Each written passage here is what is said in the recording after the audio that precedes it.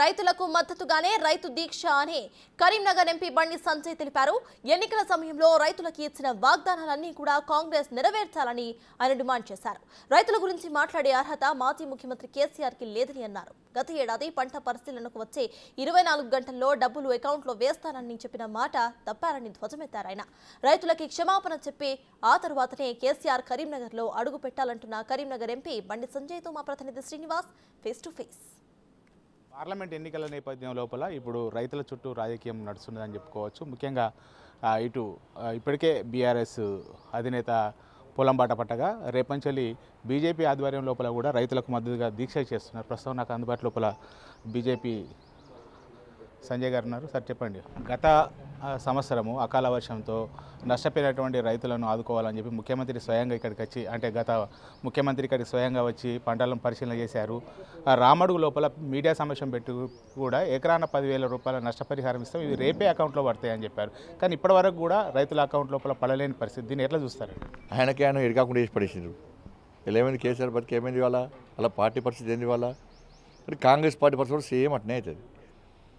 అలా కేసీఆర్ గారికి రైతుల గురించి మాట్లాడే అర్హత లేదు. ఆయన వ్యవహార శైలి వల్లనే, ఆయన నిర్లక్ష్యం వల్లనే, ఆయన మొండి వైఖరి వల్లనే ఇవాళ తెలంగాణ రైతుల పరిస్థితి అధోగతి పాలైపోయింది. సేమ్ అదే పందాను కాంగ్రెస్ పార్టీ కొనసాగిస్తున్నది. కేసీఆర్ గారు ఏం చేశారు?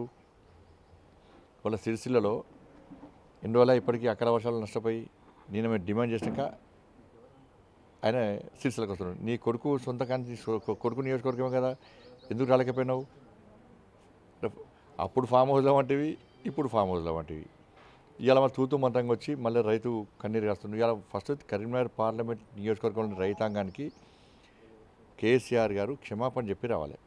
రామడుగులో అప్పుడు రైతులు ఈ కరీంనగర్ ప్రాంతంలో, ఈ చొప్పదండి నియోజకవర్గంలో, కరీంనగర్ అసెంబ్లీ నియోజకవర్గంలో, మానకొండ అసెంబ్లీ నియోజకవర్గంలో అనేక ప్రాంతాల్లో అనేక ప్రాంతాల్లో రైతులు వడగల వల్ల నష్టపోయినప్పుడు ముఖ్యమంత్రి హోదాలో వచ్చి చిటికేసి రేపే మీ అకౌంట్లో పడతాయి, నేను ముఖ్యమంత్రి హోదాలో చెప్తున్నా అని చెప్పి పోయిన వ్యక్తి ఇలా ఎంతమంది అకౌంట్లో 10,000 ఇష్టమో లెక్క చెప్పిరాను.